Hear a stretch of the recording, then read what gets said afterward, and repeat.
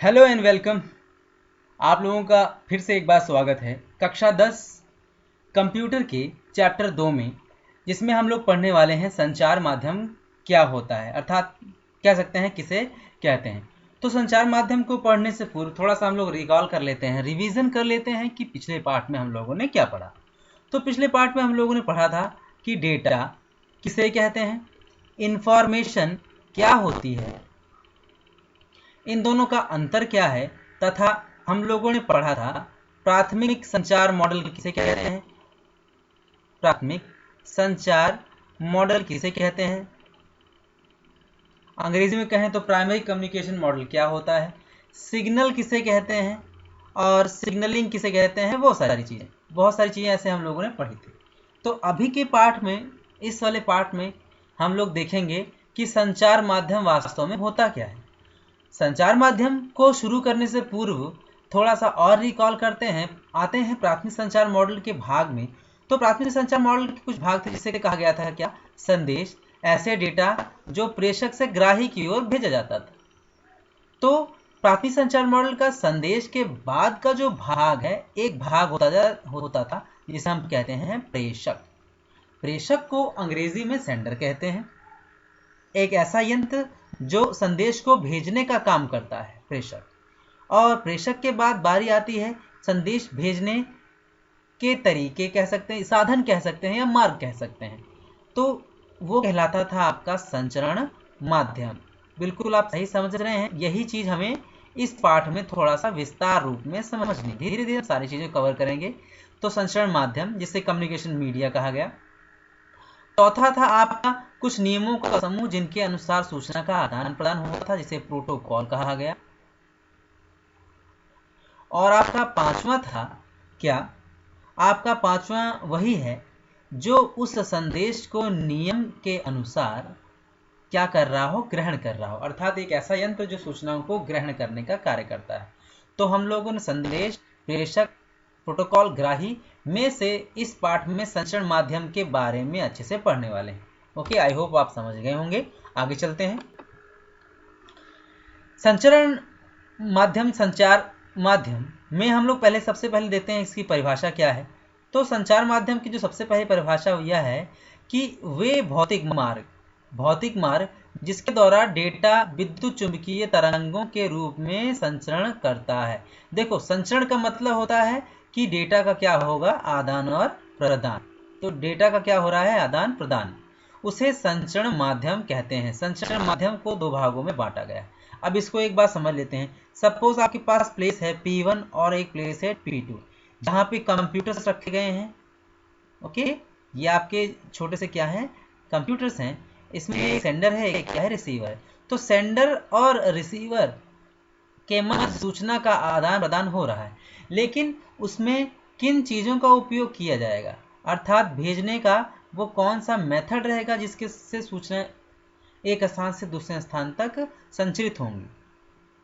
तो सूचना भेजने या प्राप्त करने का जो साधन या मार्ग है, वो या तो तार हो सकता है या तो क्या हो सकता है, बेतार। ओके, या तो वो होगा क्या, तार और बेतार। अब इसी को इंग्लिश में कहा जाता है क्या, वायर्ड या वायरलेस। तो फिलहाल अभी के लिए इस चैप्टर में हम लोग फोकस कर रहे हैं किस पर, तार पे, भौतिक मार्ग तार पे। ओके, तो तार के बाद बारी आती है निर्देशित संचार माध्यम की, अर्थात संचार माध्यम भौतिक मार्ग होता है, वह साधन होता है जिससे डेटा का आदान प्रदान विद्युत चुंबकीय रूप में होता है। अब ये विद्युत चुंबकीय रूप क्या है, आपका जो डेटा वास्तव में किस रूप में रहता है, इलेक्ट्रोमैग्नेटिक वेव्स के फॉर्म में, विद्युत चुंबकीय तरंगों के रूप में। और यही डेटा एक स्थान से दूसरे स्थान तक क्या करता है, ट्रैवल करता है। ओके, तो इसी के आधार पे हम लोग आगे बढ़ते हैं कि जो डेटा भेजा जा रहा है उसमें जो ये साधन लगा हुआ है, ये जो साधन है, ये जो मार्ग है, इसके बारे में हम लोग अध्ययन करने वाले हैं। तो एक बार पुनः फोकस कर रहे हैं हम लोग निर्देशित संचार माध्यम पे। तो निर्देशित संचार माध्यम आपका अंग्रेजी में कहलाता है गाइडेड मीडिया।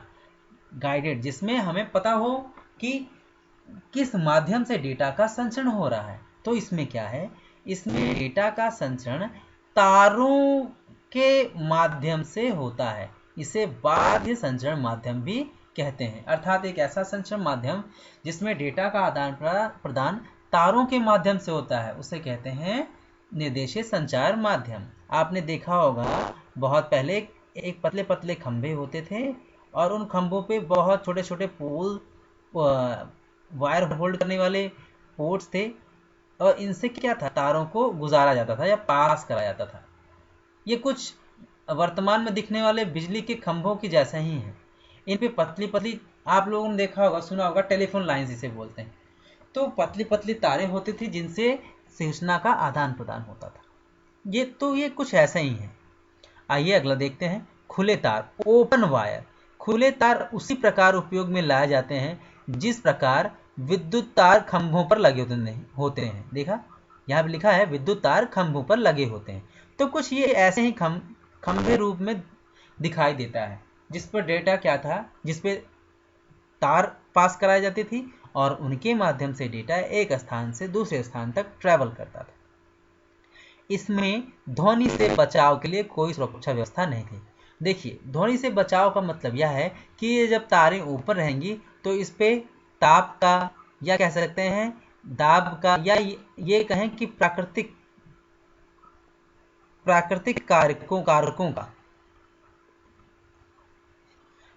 कारकों का क्या रहेगा, असर रहेगा, प्रभाव रहेगा।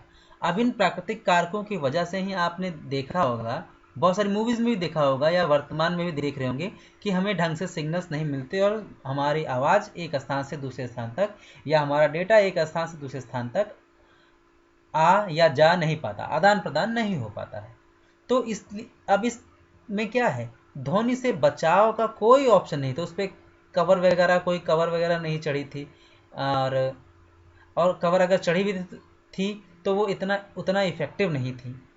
ओके, आगे चलते हैं। विवर्तित युग्म तार। अब विवर्तित युग्म तार को बोलते हैं TPW, ट्विस्टेड पेयर केबल। विवर्तित युग्म तार में दो चालक तारों का उपयोग किया जाता है। कितने तारों का? दो चालक तारों का, दो कंडक्टिव वायर का उपयोग किया जाता है और इन तारों पर विद्युत रोधी प्लास्टिक का आवरण रहता है। ध्यान से देखिएगा, विद्युत रोधी प्लास्टिक का आवरण चढ़ा होता है।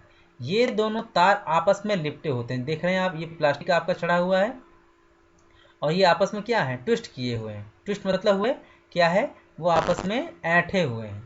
ओके, ये दोनों तार आपस में लिपटे होते हैं। इसमें एक तार, सपोज इसको आप कह सकते हैं पॉजिटिव है तो दूसरा क्या होगा, नेगेटिव। तो एक तार धनात्मक डेटा सिग्नल तथा दूसरा ऋणात्मक डेटा सिग्नल को भेजने का कार्य करता है। देखिए, डेटा ना धनात्मक होता है ना ऋणात्मक होता है। वास्तव में डेटा का जो संचरण है वो किसके रूप में, विद्युत चुंबकीय तरंगों के रूप में। विद्युत चुंबकीय अर्थात धन वोल्टेज और माइनस वोल्टेज के रूप में होता है। इसलिए एक धन तार की आवश्यकता है, एक ऋण तार की आवश्यकता है। तो आगे से बढ़ते हैं। तो दूसरा ऋणात्मक डेटा सिग्नल को भेजने का कार्य करता है। तो विवर्तित युग्म तार दो प्रकार के होते हैं। पहला क्या है,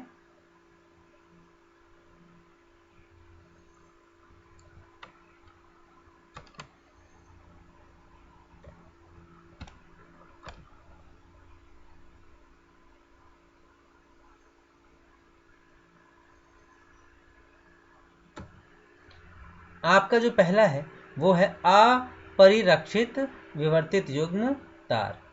इसको अगले भाग में देखते हैं। तब तक के लिए जय हिंद।